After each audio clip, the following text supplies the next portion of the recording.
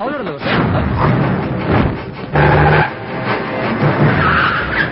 என் காதல் சரியோ தவறும், என் காதல் முள்ளோ மலரும், என் காதல் முதலோ முடிவு சகியே சீமானா.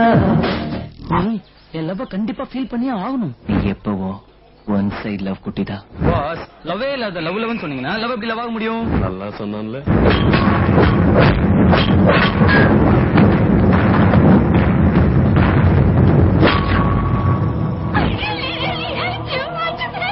I hate you, I hate you, I hate you. அடி அடியா அரை தண்டன காடியா, பைய பைய பையா என தின்னு புட்டு போயா.